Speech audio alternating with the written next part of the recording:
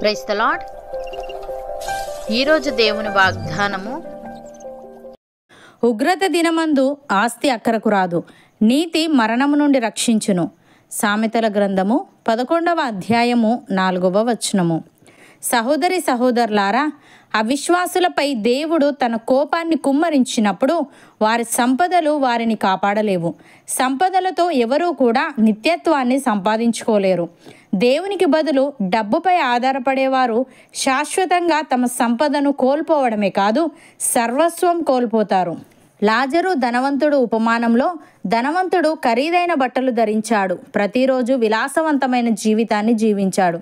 కానీ అతడు మరణించినప్పుడు పాతాళానికి వెళ్ళాడు. అతడు జీవిత కాలంలో సంపాదించిన సంపద ఏమాత్రం కూడా అతన్ని రక్షించలేకపోయింది. అయితే విశ్వాసులు మరణానికి భయపడాల్సిన అవసరం లేదు, ఎందుకంటే వారు క్రీస్తు నీతిని ధరించుకొని ఉన్నారు. వారు మరణంపై విజయాన్ని సాధించారు కాబట్టి వారు చనిపోయినప్పుడు క్రీస్తు సన్నిధిలోనికి ప్రవేశిస్తారు.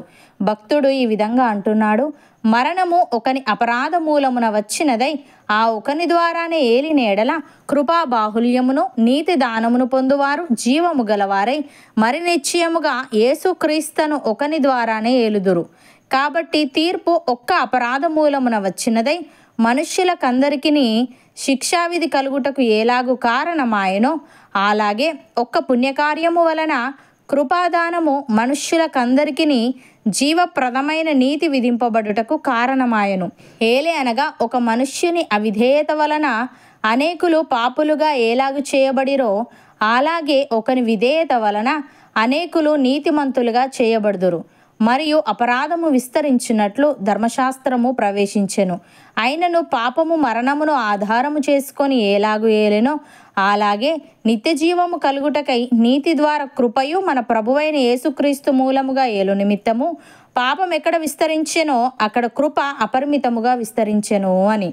ప్రియులారా, ఎల్లప్పుడూ దేవుని యందు నమ్మిక ఉంచుడి, ఆయన సన్నిధిని మీ హృదయములు కుమ్మరించుడి.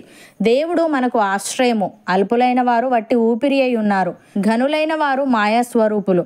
త్రాసులో వారందరూ తేలిపోవుదురు, వట్టి ఊపిరి కన్నా అలకనగా ఉన్నారు.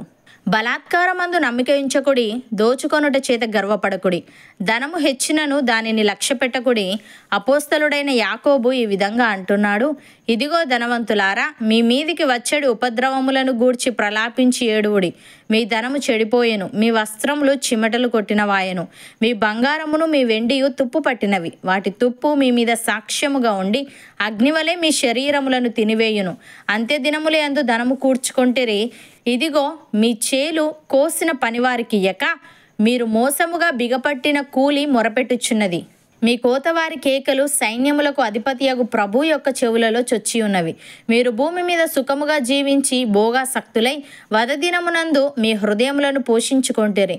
మీరు నీతిమంతుడైన వానికి శిక్ష విధించి చంపుదురు, అతడు మిమ్మును ఎదిరింపడు. సహోదరులారా, ప్రభు రాకడ వరకు ఓపిక కలిగి ఉండుడి. చూడుడి, వ్యవసాయకుడు తొలకరి వర్షమును కడవరి వర్షమును సమకూడు వరకు ఈ విలువైన భూఫలము నిమిత్తము ఓపికతో కాచుకొనుచు దాని కొరకు కనిపెట్టును గదా. ప్రభు రాక సమీపించుచున్నది గనుక మీరును ఓపిక కలిగి ఉండుడి, మీ హృదయములను స్థిరపరుచుకొనుడి అని. సహోదరి సహోదరులారా, మనం ఈ లోకములోనికి ఏమీ తేలేదు, దీనిలో నుండి ఏమీ తీసుకొని పోలేము. కాగా అన్నవస్త్రములు గలవారమై ఉండి వాటితో తృప్తి పొంది ఉందము.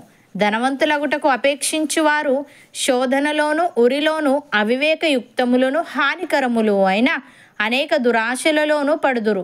అట్టివి మనుష్యులను నష్టములోను నాశనములోను ముంచివేయును. ఎందుకనగా ధనాపేక్ష సమస్తమైన కీడులకు మూలము. కొందరు దానిని ఆశించి విశ్వాసము నుండి తొలగిపోయి నానా బాధలతో తమ్మును తామే పొడుచుకొనిరి. అవును అన్నవారు నాతో పాటు ప్రార్థనలో ఏకీభవించండి. పరిశుద్ధుడా, ప్రేమగల తండ్రి, ఉగ్రత దినమందు ఆస్తి అక్కరకు రాదని, నీతి మరణము నుండి రక్షించునని నీవు తెలియజేశావు. తండ్రి, నీకు స్తుతులు. దేవా, మేము బలాత్కారమందు నమ్మిక ఉంచక ధనము హెచ్చినను దానిని లక్ష్య పెట్టక నీ యందు నమ్మిక ఉంచి నీ సన్నిధిని మా హృదయములు కుమ్మరించే వారముగా ఉండుటకు సహాయము దయచేయమని. మేము ఈ లోకములోనికి ఏమీ తేలేదు గనుక దీనిలో నుండి ఏమీ తీసుకొని పోలేము గనుక అన్నవస్త్రములు గలవారమై ఉండి వాటితో తృప్తి పొంది ఉండుటకు కృపచూపమని, నీ రాక సమీపించుచున్నది గనుక మా హృదయములను స్థిరపరుచుకునే ఆత్మీయత మాలో ప్రతి ఒక్కరికి నీ దయచేయమని యేసుక్రీస్తు నామమున ప్రార్థిస్తున్నాము తండ్రి. ఆమెన్.